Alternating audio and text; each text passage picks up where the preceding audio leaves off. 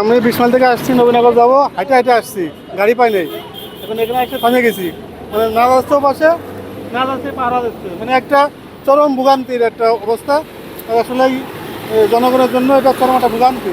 এটা আসলে এদিকে সরকারের দৃষ্টি দেওয়া উচিত। কোনো সময় যে কোনো ধরনের বড় ধরনের দুর্ঘটনা করতে পারে। আপনি দেখেন যে গাড়ির পুরো বডিটা টাইপ দিচ্ছে, তার মানে কি যে কোনো সময় বড় ধরনের দুর্ঘটনা ঘটতে পারে এখানে, এবং এটা খুব বিপজ্জনক অবস্থা আছে এখানে। আগে যে রাস্তা খাদ্দা হয়ে গাড়ির জ্যাম লাগে গেছে, 2 ঘন্টা ধরে নবীনগর থেকে এইটুকু আসতেছি। এখন কি করবেন? এখন ক্যান্টনমেন্টের এলাকার রাস্তা ইনকা পজিশন হয়, তাহলে সাধারণ মানুষ কিভাবে চলবে? এটা তো ক্যান্টনমেন্টের এলাকা, 1 হাঁটু করে গ্যাপ, ক্যান্টনমেন্টের মেন গেটের সামনে 1 হাঁটু করে গ্যাপ। পানি জড়ো হয়, রাস্তা মনে হয় খাদা খন্ড হয়ে গেছে, গাড়ি ফাঁসে যাচ্ছে, গাড়ি আরো দাম লেগে যাচ্ছে।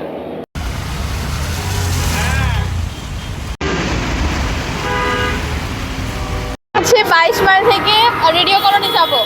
ওইখানে আমি বাসা থেকে বের হয়েছি, 22 মাইল থেকে বাসে উঠছি হচ্ছে আমি 5টা, এখন বাজে 6টা 44। ক্যান্টনমেন্টের এরিয়ার মতো এত ভালো একটা জায়গায়, এরকম একটা জায়গায়, বাংলাদেশের এত ইম্পর্টেন্ট একটা জায়গায় যদি এই অবস্থা হয়, তাহলে তো আর কিছু বলার নাই। তাহলে জনগণ কি করবে? জনগণের আর কিছুই করার নাই। থ্যাংক ইউ ভাই। আমি তো আজকে প্রথম আসলাম, প্রথম দেখলাম অনেক সমস্যা। তো এটা কোনো রাস্তা হইতে পারে খারাপ? এটাকে হওয়া উচিত ক্যান্টনমেন্টের সামনে, এগুলো হওয়া উচিত না। আসু জনগণের, শুধু জনগণই কষ্ট করবে।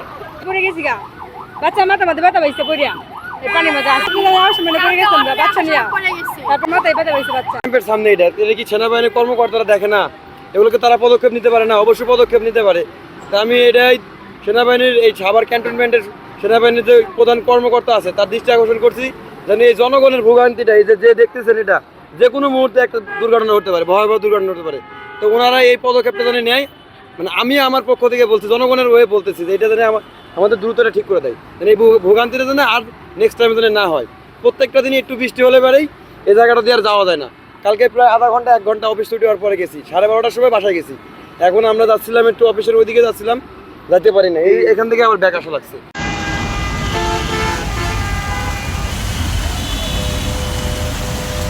নিয়ে চালাইয়া অনেক বিপদে পড়ি, বুঝছেন? কেননা এমার্জেন্সি রুগী থাকে, আমাদের আসলে কিছুই করার থাকে না, কারণ যেদিকে যাই সেদিকে বিভ্রান্তি। এই যে দেখেন কি অবস্থা, ঠিক আছে? ওই রাস্তা অনেকক্ষণ পর্যন্ত 1.5-2 ঘন্টা পর্যন্ত জ্যামে বই রয়েছি, ডাইনে ঢুকছি, এখন এই জায়গায় পানি আর পানি, রকমের যাওয়ার মতন কোনো ব্যবস্থা নাই। দেখতেছেন কি অবস্থা, রাস্তা থাকলে অনেক সমস্যা হয় রুগীদের।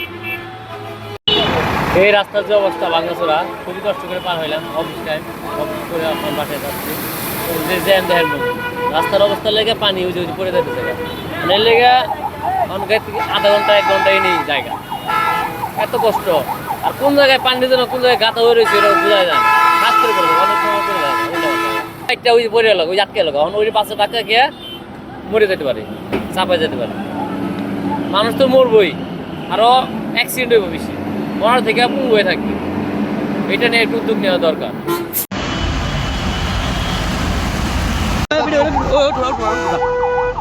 অন্য একটা উদ্যোগ নিলে সব সমস্যার সমাধান করা যায়। যেমন এইখান থেকে পানিটা আছে, এটা জমে আছে এখানে অলমোস্ট আপনার 10 থেকে 15 দিন যাবতের মতো আমরা দেখি।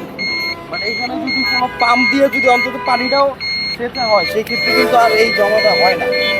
এইখানে গর্ত মোটামুটি 1 বছর 1.5 বছর যাবত আছে।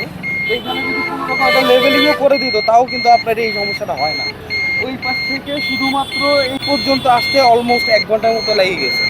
এই যে ওনারা যে আসছে, ওনারা এই মাঝখানে যখন দাঁড়ায় ছিল, এই দেশ ট্রাভেলসের যে গাড়িটা ঠিক ওনাদের পাশ দিয়ে গেছে, জাস্ট একটু 19-20 হলে ওনাদের চাপ দিয়ে দিতে যায় ওনাদের দুজনে।